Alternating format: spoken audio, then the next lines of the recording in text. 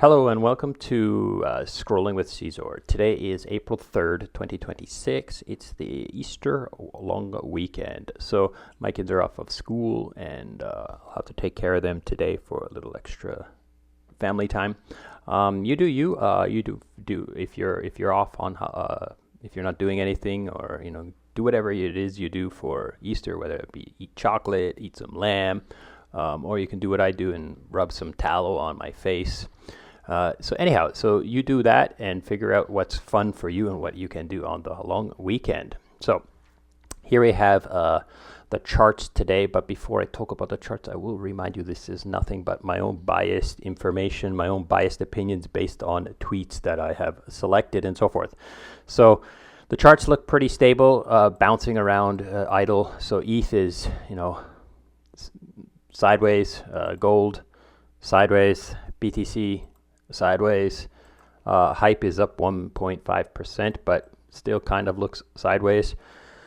Yeah, so that's why I love creating liquidity pool positions, is because as things crab around in here, at least I'm getting some trading fees. And these ones are just brilliant. I think I just love them so much. It's like I'm getting interest bearing. I've got interest bearing coins on either side of the price, and I'm farming the trading fees. A lot of people, they worry about impermanent loss. And I think impermanent loss is kind of a phantom. It's impossible to kind of buy the complete bottom and sell the complete top. Now, of course, if you do that, you will make more money. That's unquestionable. But right now, what would you be doing if you were waiting? Would you be buying here? No, because you're not at the bottom. Would you be selling here? No, because you're not at the top, right? So you're just basically going to hodl. Now, you could hodl interest-bearing coins, and I would suggest you to always do that. Like if you're making a bet on some protocol or some token, try to find out if it has an interest-bearing version, some sort of staking, and hopefully that staking has like a quick exit, not 14 days at most, not 4 years, right? You don't want to be making a capital gains bet on something that you lock for 4 years. That's not the way it works, right?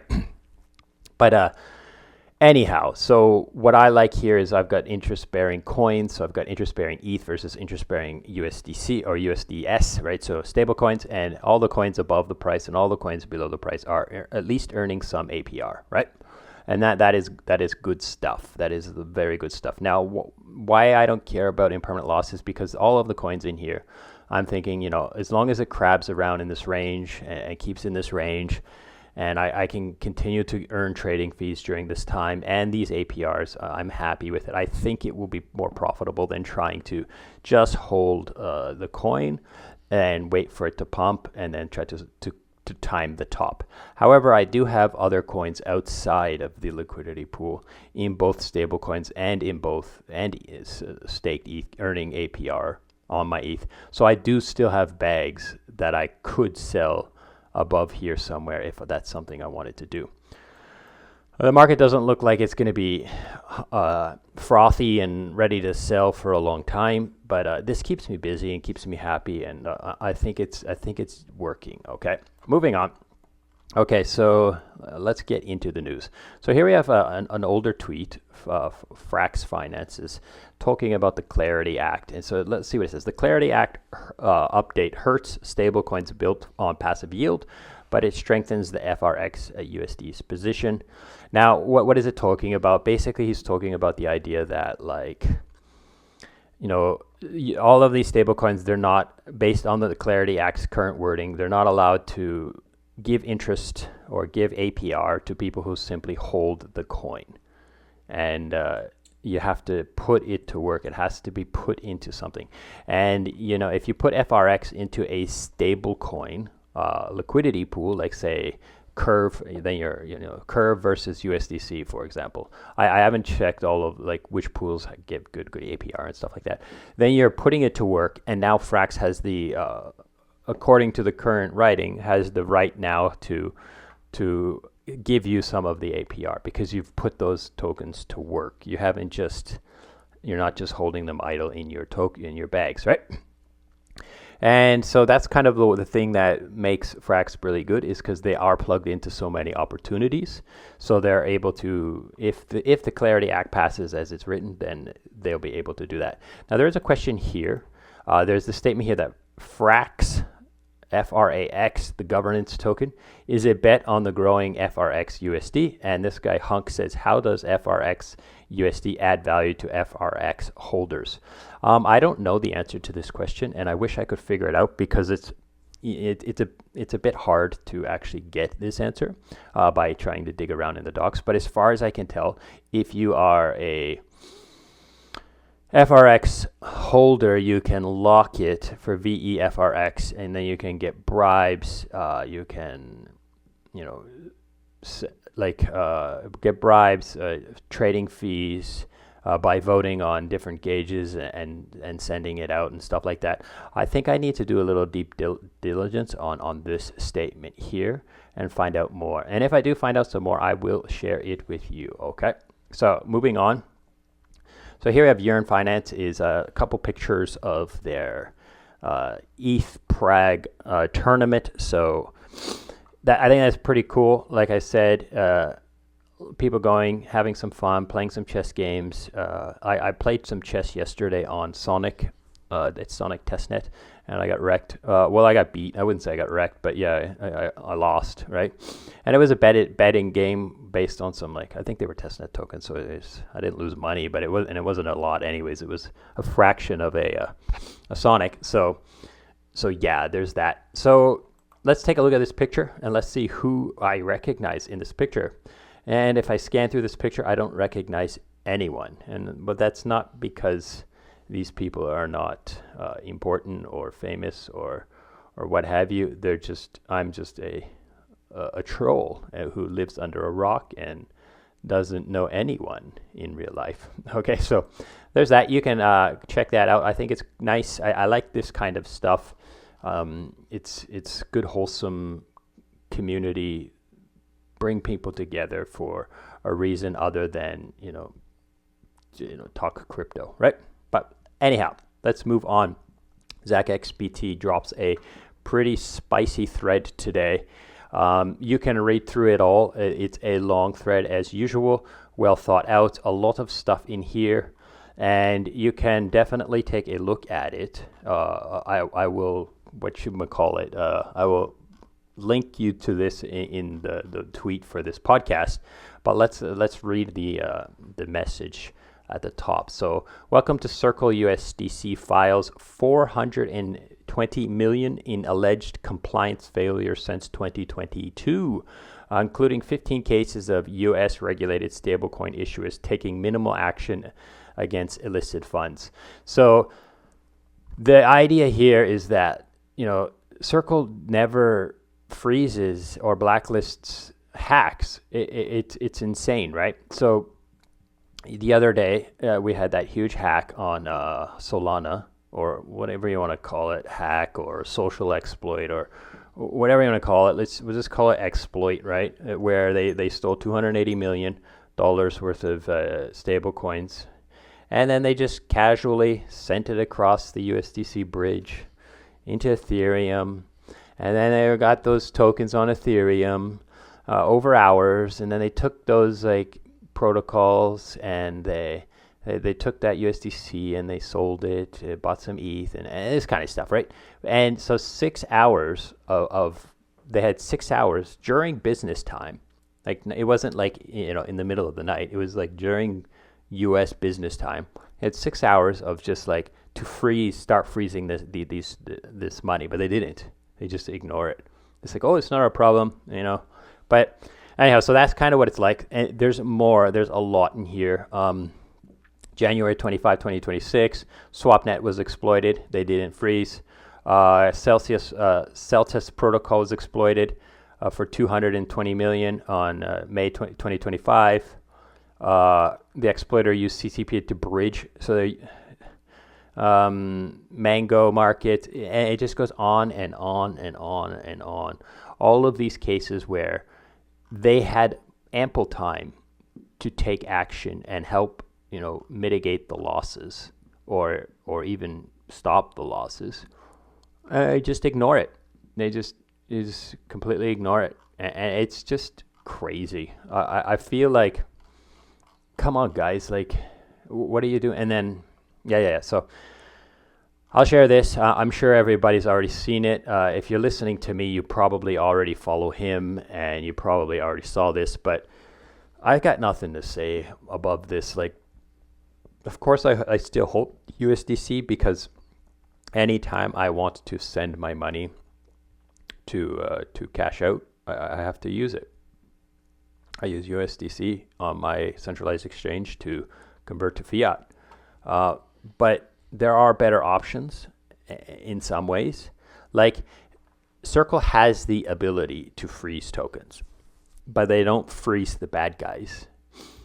They freeze only when there's like court cases and stuff. I don't know. Like, maybe I would like to see like a statement from Circle saying why they're freezing wallets. Why, like, not so much like what is their guidelines? Like, what are the requirements for them to then freeze? Do they need like some judge to send them a warrant and say like a judge order to say you must freeze these coins? Is that what they do? Like, I would like to know that, and I think that should be public information. Okay, the sector there, and I wonder. So I'll probably, you know what? I'm gonna write right here.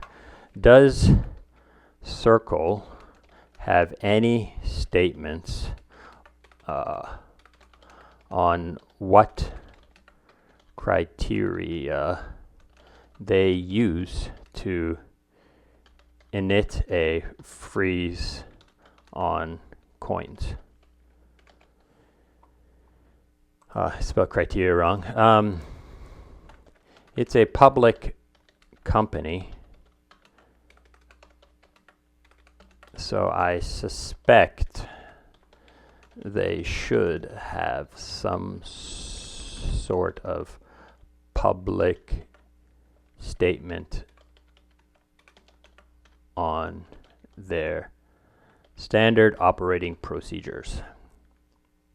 So yeah, so let's see if Zach has any information on that. Let's move on to liquidity. So we have on the other side of stablecoins, we have, you know, on one side we have USDC, which is completely centralized, freezable, compliant, right, whatever. And then on the other side we have liquidity, which is like completely smart contract run. There's no admin keys, no upgradability. You can just, like, it's kind of like, now, if liquidity Bold stablecoin were to replace a USDC, and USDC was no longer a thing, and Bold was everywhere, all of the like perps, all of the new tech, all of the new protocols were built and funded with Bold stablecoin, then when hacks happened, liquidity could do nothing to freeze those people. Now, keep in mind, USDC is not doing what they're supposed to be doing. Tether, as far as I can recall, I've seen them do stuff like actually freeze funds that were stolen, right? But liquidity wouldn't be able to do anything like that. There's just no way to change anything. So is that better or worse? I'm not sure. I think it's better because now, like, again, it falls back onto the people who built the projects. So those projects are responsible then for managing their keys properly, their admin powers. If they don't have admin powers, then they are not responsible. But a project who has admin powers and those admin powers are exploited is responsible for allowing those admin powers to be exploited. That's the way I think of it. Like, you can't be like, oh, it wasn't our fault. Someone stole the admin powers and stole everybody's money. No, that's a cop-out. Like, you should build something with confidence that doesn't have admin powers, doesn't have upgradability, and deploy that. And then you can consider it more like a passive income instead of a active business. But everybody wants, upgradability so that the devs can continue to ship and the token can pump because, devs Devs do something. Devs working hard. Okay, but let's move on to a little bit of this. So one of the things I was looking at this stablecoin liquidity on Pharos again. So the Bold stablecoin has fantastic rating and all that. And I've been kind of trying to take a look at yield opportunities, yield intelligence for different stablecoins on Pharos. And I find it's pretty good. Remember I showed you yesterday. I believe I was talking about what was the stablecoin? Frax FRX USD, right? So I was talking about that today, and the current APY is 3.3%, but it's kind of like, what do you mean the current APY is 3.3%? So then there you have to look, what is it talking about? It's talking about the Bold deposited into Yearn, and then Yearn sending that to the different stability pools. Now, if you are looking to support me in some ways, I have this in my vaults here. You can come to my vaults, and here's staked Bold right here. You can deposit into this, and I will get a share of the trading fee or a share of the performance fees. You pay nothing to me. You get the same yield. You get the same service. You get Yearn Vault, and I get a little bit of their trading, a little bit of their performance fees. Actually, half of them. So it's pretty significant for me if the deposits are quite good. Now, if you look at these TVL numbers, these are not the amount of tokens that have gone through my front end here. These are all the actual underlying Vault TVLs. So again, so you can open this up and you can go to Yearn here and you can do your due diligence on whether or not you want to deposit in this. I do have videos as well that explain things. But anyways, I go back to here. So there are some alternative sources here. So Pharos does give you some more information here, but this is not extensive. This is not the entirety of possibilities.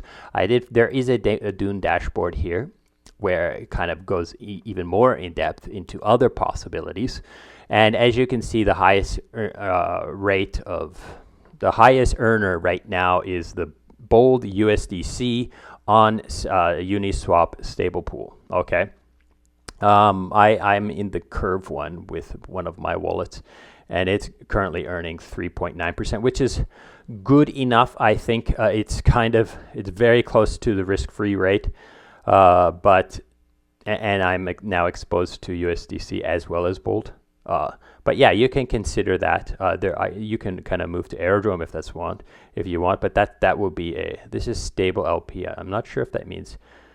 I would think this is a concentrated liquidity pool. Let's double check this quickly. So we have Aerodrome. Why doesn't it come up? Let's do a new tab and go Aerodrome. I'm gonna quickly look liquidity on Aerodrome, and let's go Bold.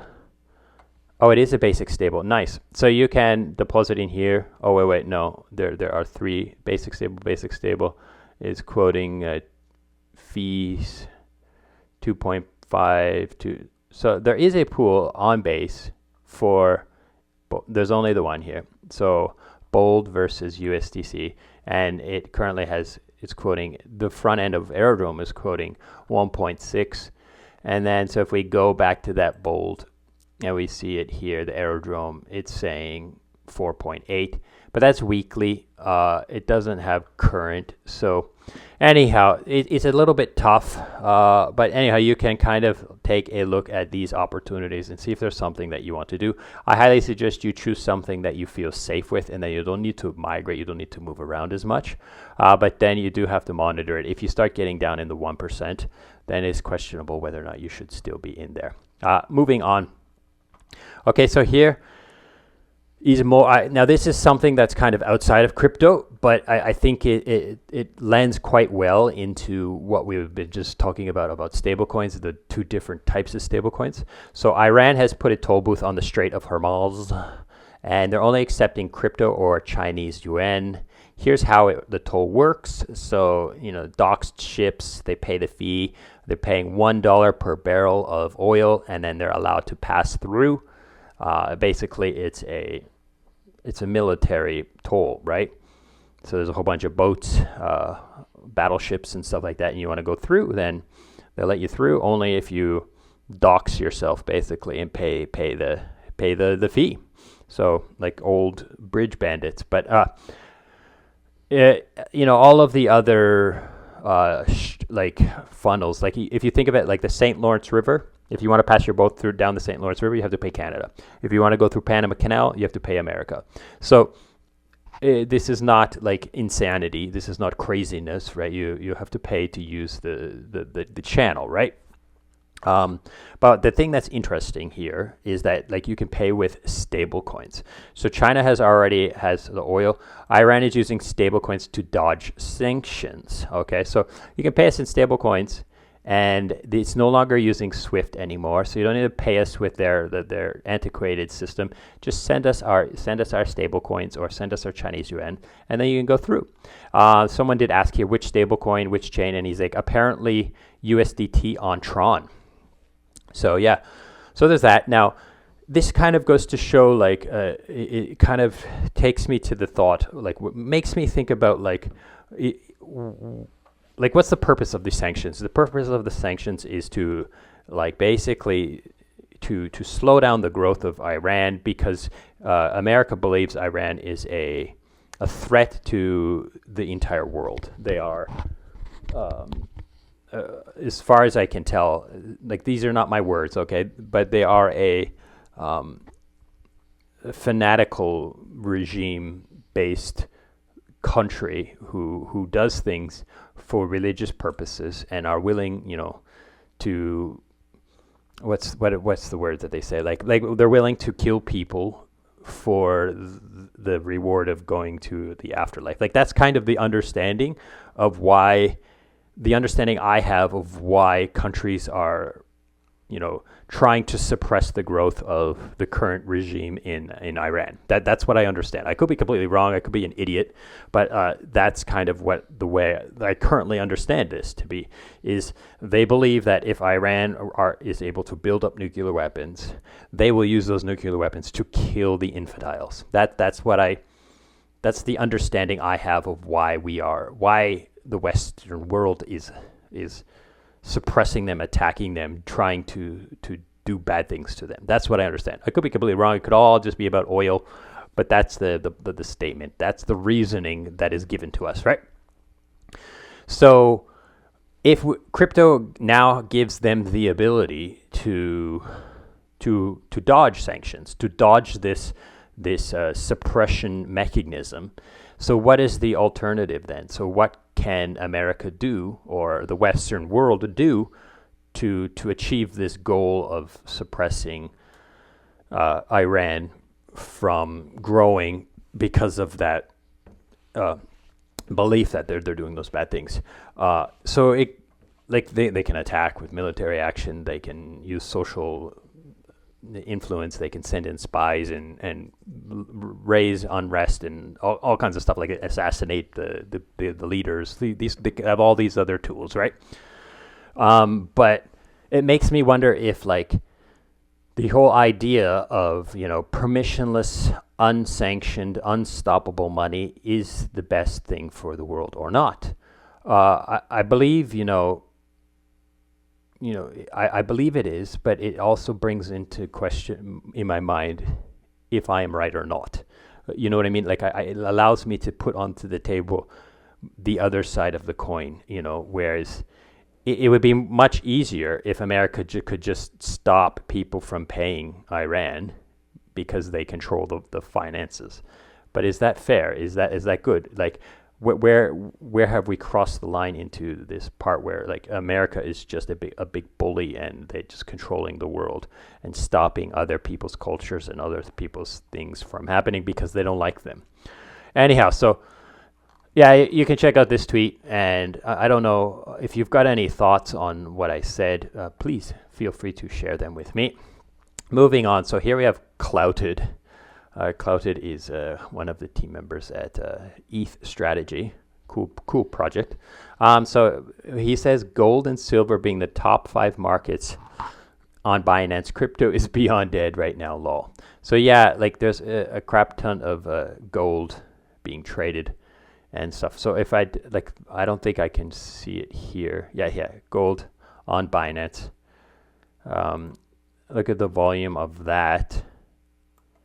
I wouldn't say. Well, I'll take him on his word. I'm not going to double check it and just be like, yeah, like it's because it's on Binance. That's what makes it scary. Like in order to buy gold and silver on Binance, you gotta use tokenized gold or silver.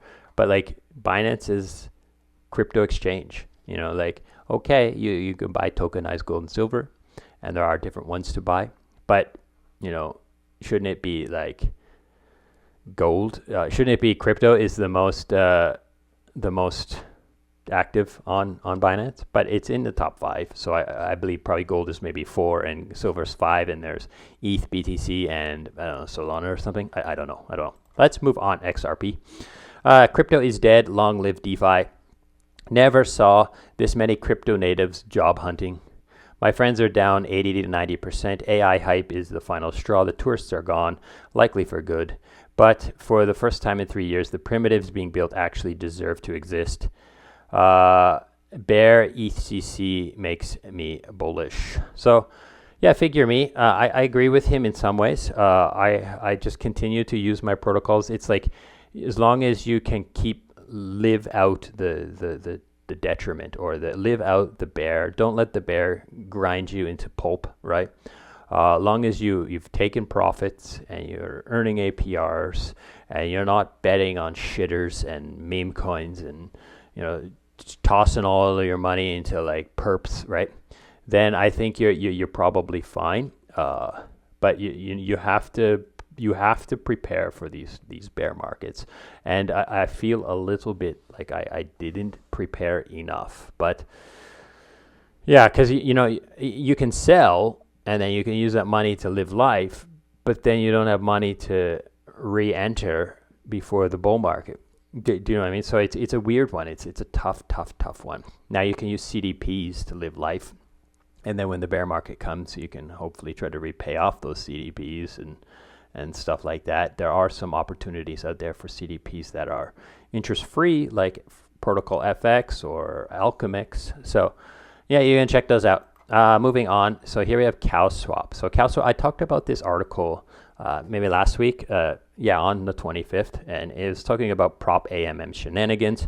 And here CowSwap has taken the time to read this article and to talk a lot about how it works and so forth. So I'm happy to see that CowSwap has read this article because I like to use CowSwap, and I'm happy to know that they are, aware of this and so forth. But here there is a statement. Okay, it says this problem doesn't exist on CowSwap. Now, in case you need a reminder, it's basically the prop AMMs.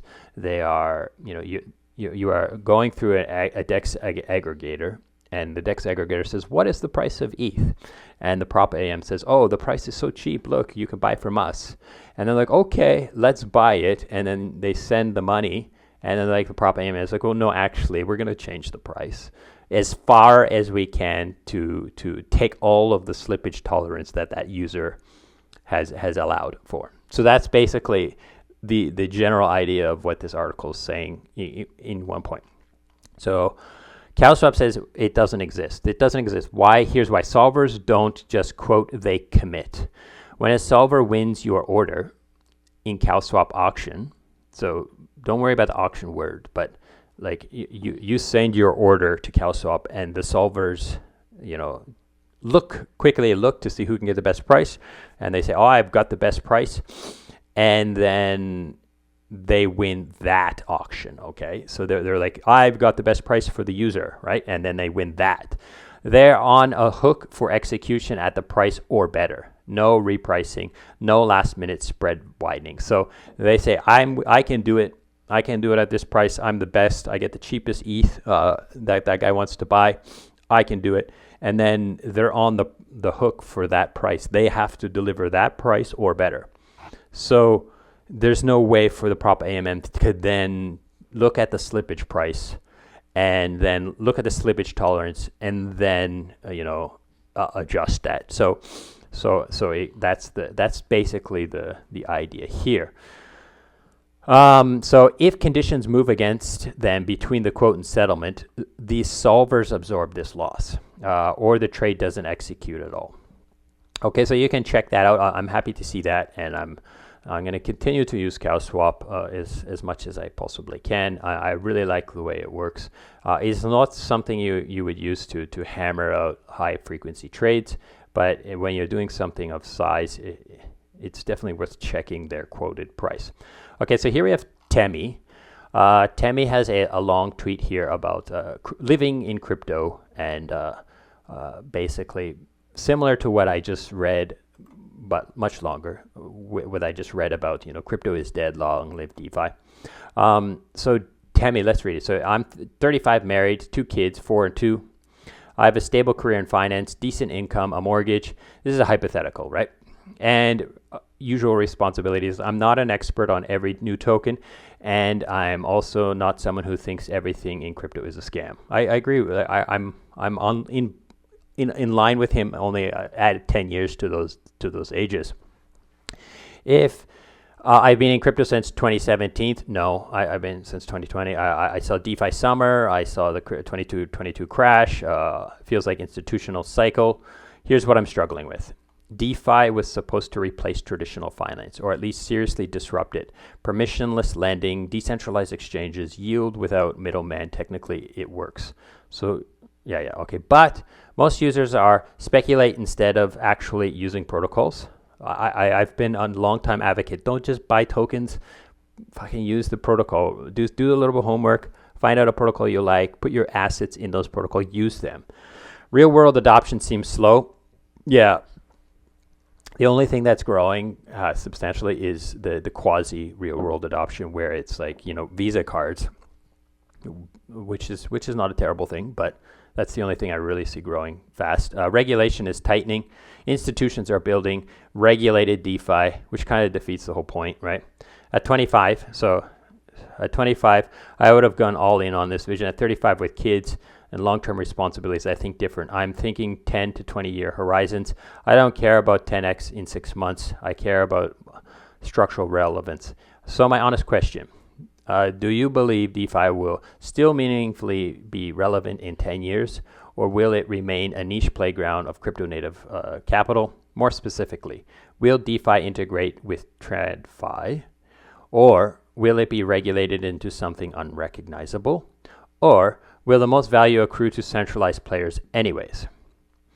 I'm genuinely trying to assess whether allocating serious capital to DeFi protocols today is a rational long-term thesis. Curious about your thoughts. So anyhow, yeah, I'm with Temi here. I have the same ideas. I'm finding it harder and harder to ignore that, the risk-free rate. And things like neobanks are paying me like 3%, and then I'm gonna go and get 3% in smart contract risk and exploits and admin keys and all this kind of shit. And USDC not freezing the stolen funds, but damn straight, if someone steals money off a bank at a bank digitally, they're just gonna reverse it, right? And your money's all good. It's safe in that sense. But anyhow, I don't know. I love DeFi though. I love it. So it's so hard for me to walk away and what am I gonna do? Go back to teaching. I do some volunteer teaching at the church, but I don't want to do it for a living. Anyhow, let's move on. So here we have Lola, LLDZ. So, I don't know, let's read what this says. Software developers should not be liable for what others do with their software. ISPs are not liable for internet crimes. Meta isn't liable for hundreds of thousands of scammers on its platform. WhatsApp won't be held accountable when someone uses it to coordinate a bank robbery. A gun manufacturer won't go to prison for a school shooting, and so on, so on, so on. He's got some good point. There's 2 things I'd like to say about this. Number 1 is, first of all, the thing we were talking about. You build software. If you build it decentralized, then you are not responsible in any way, because you have no power over it. If you have all of these admin keys and you fucking drop those admin keys in the public park, then guess what? You are liable. There's that side, okay? There is that side. Now, he's not talking about this. He's talking about Tornado Cash. There's no admin keys on Tornado Cash. There's no way to steal the money with admin keys. But I just want to put that out there. The second thing that I want to mention is if you build something, in whether it be software, and the intent purpose of that software is to rug people, steal people, take money, its intent purpose is to do harm, then you are liable. If you have a legitimate, it's like proven innocent until proven guilty. There is that case. Like if you can prove that your intent was not to take money and it wasn't built for malicious purposes, and it doesn't have to be like it doesn't have to be ironclad. The prosecution has to prove that you did not intend to use it. Like it's simple. Like, why did you build this thing? Oh, I built Tornado Cash so that people can have privacy. Then okay, question done. Yeah, good. Now on the other case, if you are building Tornado Cash and you're totally saying, you know what, this thing is like on the front end, you like when you deploy it or in the smart contracts, it says clearly something like, yeah, this thing's built. The only possible use is for hackers to use it to wash their money and get away with the stuff. Then yeah, they're liable for that. So there's a gray line. I don't think it's just yes or no, liable or not liable. Was the intended purpose malicious or not? A good example is like an NFT project that says, this NFT is going to go to the moon. This NFT is going to be worth tons of money. We're going to share all the revenue with everybody. And you buy this NFT, you're going to get like APR forever. And then as soon as it sells out, they rug it. Then yeah, you're liable. So there's it's not a yes or no thing. It's not all software should be unliable. It's a intent-based thing where I believe that like, what is the intent of this software? Why was it built? And you just have to illustrate that you have like an actual legitimate moral use case for it, and it should be done before you at the time of deployment, not in retrospect, right? When you deploy this, you should have a clear statement of why you've deployed this software, why this software has been made available to the public at time of deployment, not 10 years later, by the way, I figured out that it wasn't for bad stuff, it was for good stuff, and here's the good stuff. Like that's questionable as well. Anyhow, so it's not a black and white. That's my kind of point. There's a lot of gray in the middle of this. Now, I'm not saying we should Tornado Cash Roman should be in prison. I'm not saying that. I don't think that. I don't believe he did this for the case of like, oh, let's give hackers the ability to wash their stolen loot. I don't think that was his idea. Okay, but moving on. So here we have Eli 5. Eli 5 says 2026 Q1 is effing brutal. So many protocols were sunsetting and moving to maintenance mode, 20 plus that I tracked so far. And here are the reasons. Why were they shutting down? No users, no money, shut down. So zero revenue, infinite burn. So let's shut down. There's no people using, there's no revenue. Liquidity collapse, mercenary capital exit, right? So not in 2026, but I've lost protocols for this exact reason. The capital leaves. The liquidity pools are gone, and that's it, right? It's gone. Okay. No protocol market fit, so somebody else comes in and builds something better, or it just they can't carve out their own little niche, right? Hacked with no recovery plan, so yeah, you get hacked and there's no way to get the money back, and toast, goodbye. Funding bear market pressure. VCs stop funding. They want their money back. They start selling your coin, and they're out ski, and you're then out ski. And then regulatory. So you've built something, and stablecoin MiCA rules kind of crush you into compliance pulp. Okay, so you can check that out. I think it's pretty. He's got some good points here. These are the significant reasons. I can't think of anything to add to this. I can't, he does have, 1, 2, 3, 4, 5, 1. So maybe he made a little mistake, and that's just me being a troll. But anyways, let's move on. So here we have an article from Midora News talking about impermanent gain, permanent loss, permanent gain by gamma swap. So you can read through it. It's a long. It's not a super long one. It basically, it's talking about trying to hedge impermanent loss through gamma swap. Gamma swap's new thing. I kind of feel like I should read this, and I'm going to put it on my to read. There is this article here that impermanent loss be hedged. Can it be hedged, right? And you can probably read it, but like you can read through this as well. This little summary of it, and so forth. But there's a little bit of math in here. I guess I can kind of pick through it quickly. Let's say constant product, short volatility, creates persistent IL. Gamma swap introduces a different approach. Instead of attempting to eliminate IL, it enables trading against it, where LPs can open a straddle position to hedge IL by allowing users to borrow LP liquidity and hold the underlying assets. The protocol effectively constructs the opposite exposure. LP position short volatility, straddle position long volatility. From this, a key relationship emerges. IL of LPs is IG, impermanent gain for straddlers, or impermanent gain is equal to minus impermanent loss.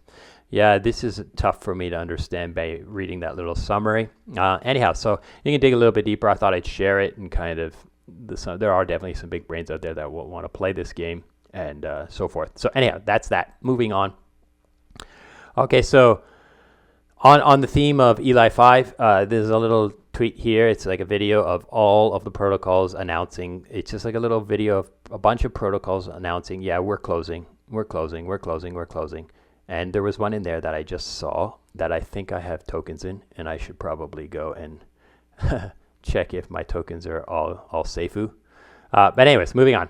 So Michael Ergonov, he's saying the hybrid vaults are almost done for yield basis. The plan is to have a small with a current. The plan is to have this small with current pools, starting with ETH pool, and then to test the approach to help CRV peg and really scale when this is done. So if you want to know how this thing works, you can go to my channel. I will open it up and kind of show you the thumbnail. You can go to my channel and you can search for yield basis inside Ceazor snack sandwich. It's taking a long time. Sorry. Yield basis. I should probably just use basis. Oh, here it is. So here. So you can search for yield in my channel. It is right there. It says the hybrid vault. Yield basis, the hybrid vault, and it'll explain how this thing works in depth, better than I can do right now. But yeah, as always, they are going to scale it slowly and carefully to test it, watch it. It's almost ready to go. Fantastic. Moving on. In a long article here, Temi again talking about her idea, his or her ideas about the drift protocol hack and so forth. I read through most of this, and she's with me, or he's with me. It makes me angry. Okay, so I just want to read what makes him angry. Okay, so I've seen people dunking on Solana over this, blaming SVM, questioning the entire chain. The same thing happened after Bybit when people started questioning EVM and ETH security model. This is not a Solana problem. This is not an Ethereum problem. This is not a chain-specific problem at all. I agree. It's a admin problem. It's a protocol it's a human management problem. They should not have the tools that Solana built, the nonces, did not create this issue. They facilitated it. They made this hack possible, but there are other possible uses for it that are not. So it goes back to the same thing we were talking about is a software engineer responsible for malicious use of their software? Solana is not responsible for it because those nonces have legitimate uses. They didn't add that so that the hackers can now steal this money.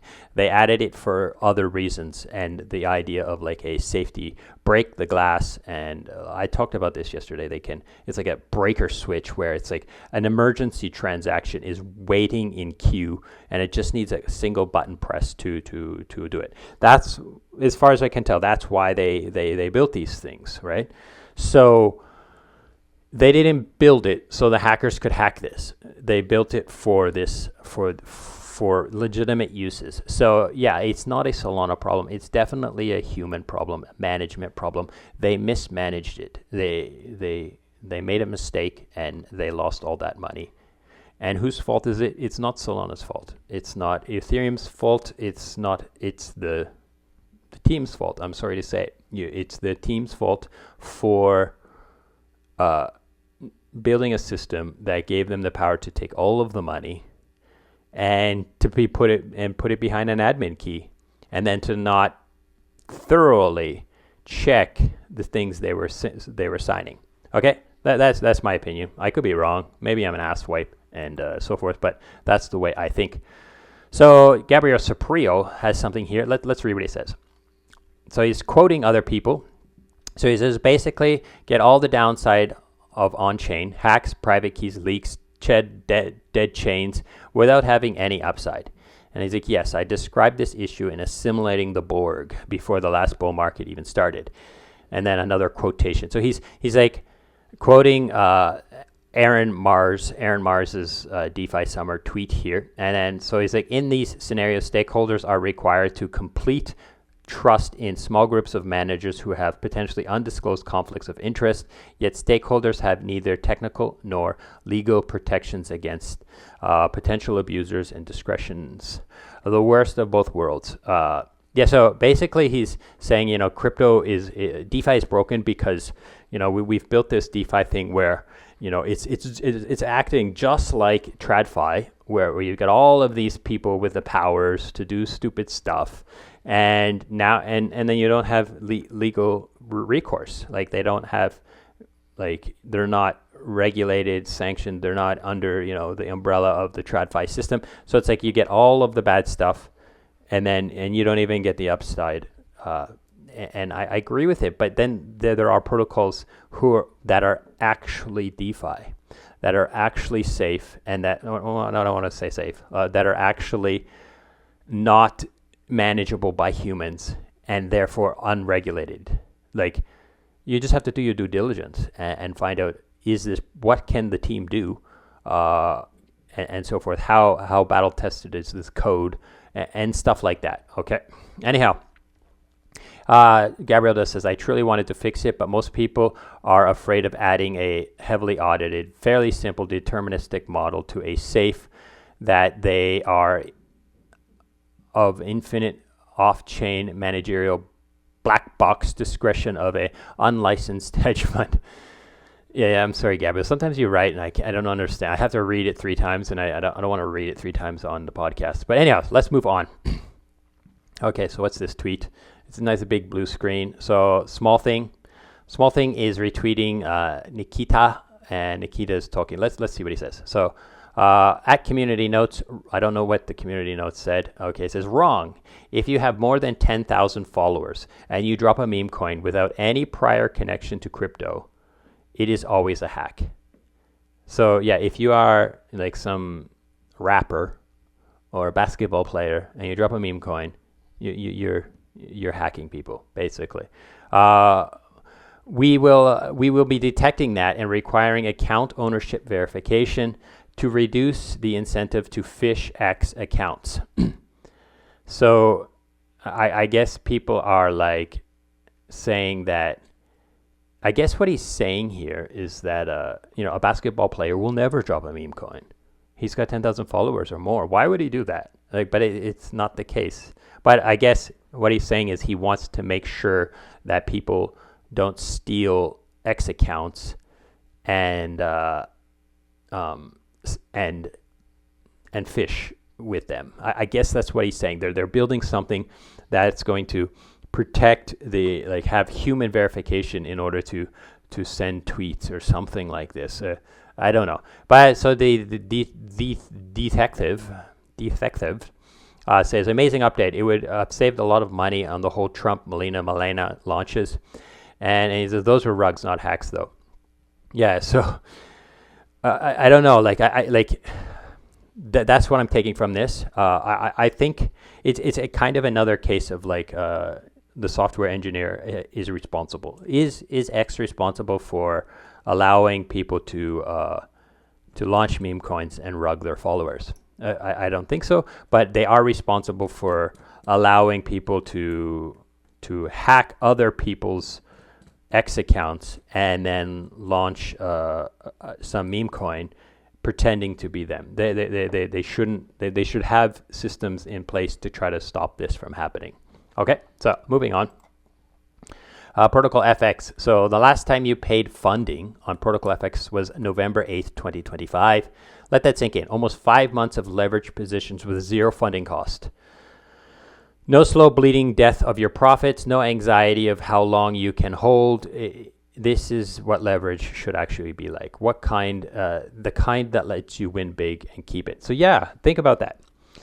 When you bet on any other perp, any other one out there, you're going to pay funding. So you have to. So you're always thinking, oh, when I buy, I can only. You're turning the funding turns you into a short-term speculator, right? Because you don't want to pay the funding, right? Now, on the other hand, people are saying, oh, but I can short, I can farm the funding. But yeah, that's already farmed by DeFi protocols like Athena. They're gonna bot you out, right? And they've got large amounts of capital, and they're just farming it down to just at the point where it's it doesn't make sense to do it anymore.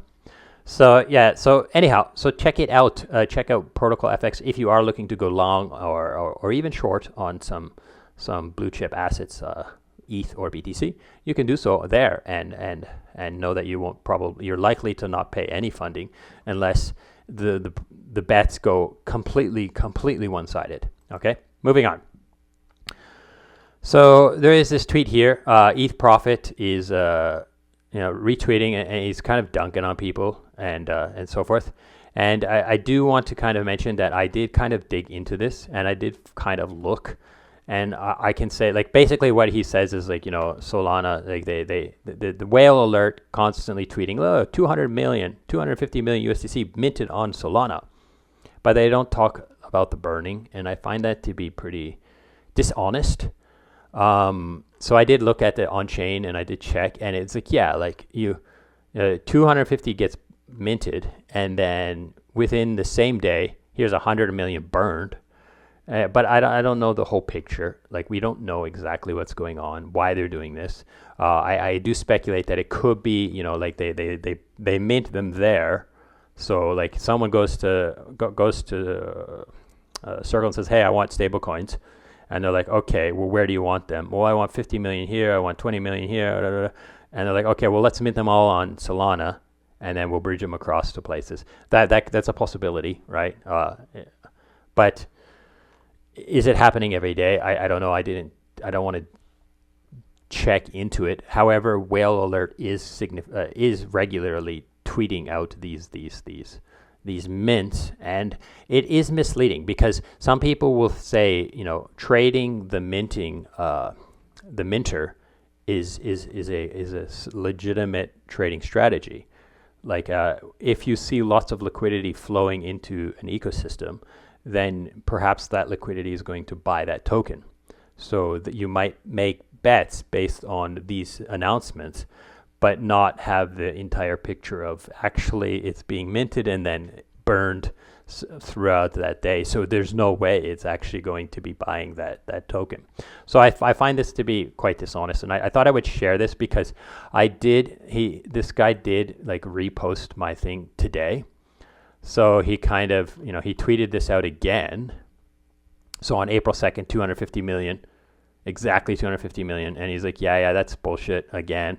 And then And then the guy's like tweeted, why you say it's bullshit? It happened. And then he's like, oh, here you go. Ceazor checked, and this happened before. I'm not going to check again today, but anyhow, there's that. So moving on, here we have a nice talk I had with Taylor Hemingway.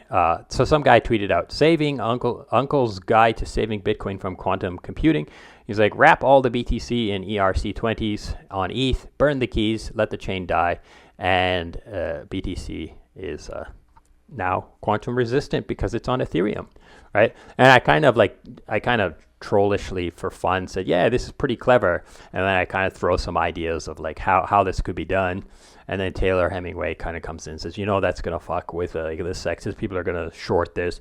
And then we had a nice conversation about the risks of doing this crazy thing I suggested. And the crazy thing I suggested was just let's let like people like drop wrapped bitcoins, different wrapped bitcoins into a contract, mint them a new ERC20. So my idea was not to use wrapped Bitcoin on Ethereum, but in fact to actually make a new Bitcoin on Ethereum. And I called it new Bitcoin, but you would just call it BTC, right? And it's on Ethereum. It's a smart contract on Ethereum. And in order to get to mint this coin, you have to do actions with real Bitcoin, whether it be, send your BTC to Satoshi, or, put your wrapped Bitcoins into some contract on mainnet, irretrievable, and then you would get this new BTC, right? And we had a nice long discussion about why that's not going to work, why people are going to get wrecked, and so forth. And it's a fun little discussion I had with Taylor, and I am not following him, and I'm now following him back. Okay, so you can check out this little thread and kind of check out this little thought experiment and stuff. Now, don't take it seriously. I'm not suggesting that this happen, but it's not impossible. It could happen, and so forth. And then I did talk about, there is the question of like, is proof of work better than proof of stake for the narrative of Bitcoin, or is it just purely the 21 million? Because the 21 million could be hard coded into the smart contract on Ethereum. However, the 21 million could be changed on the Bitcoin protocol. They could change it if they wanted to. Okay, but then all of the miners are toast if you do the Bitcoin ERC20 token. And it becomes a pure meme coin with 21 million. It's just nothing but it's a meme coin then at that point. Okay, so we have one last tweet here, okay, and outside of crypto. So here we have a tweet of a female officer trying to disarm a man somewhere in America, perhaps. It looks like America. And she's pulling the gun out of he's got a carry. I believe he must have a license to carry, and they've pulled him over for a traffic stop. They found the gun, and when she's pulling it out, she fingers the trigger and shoots him in the leg. And then the rest of the video is talking about how she reacted to it, and how poorly she reacted to it in a sense of like indifference and not caring, and how her partner had to kind of take over and assist the man and tell her what to do. And I can think, like, number one, she's definitely going to be in shock after that. Number two, maybe she's a rookie, maybe somewhat a rookie. I don't know. She's definitely trying to maintain professionalism, but definitely probably feels like, oh shit, oh shit, oh shit, oh shit, oh shit. Her brain is probably cycling through, oh fuck, I'm fucked, I'm fucked, I'm fucked, I'm fucked, and so forth. So, yeah, it's pretty terrible that what happened. I don't really think she deserves to be crucified for it. However, it does question like her training. How could she not know that you can't squeeze the trigger when you're disarming a guy, and so forth, and all of that. So, it was a routine traffic stop, and he got shot. So that's pretty bad, and I assume he's in a place where that wasn't an illegal firearm, because there's no talk about that. It does say Jacksonville here, so yeah. So yeah, there's that. Yeah, so obviously she needs to be suspended and retrained and all of that. But does she deserve to go to jail? Probably not. But she, I don't know.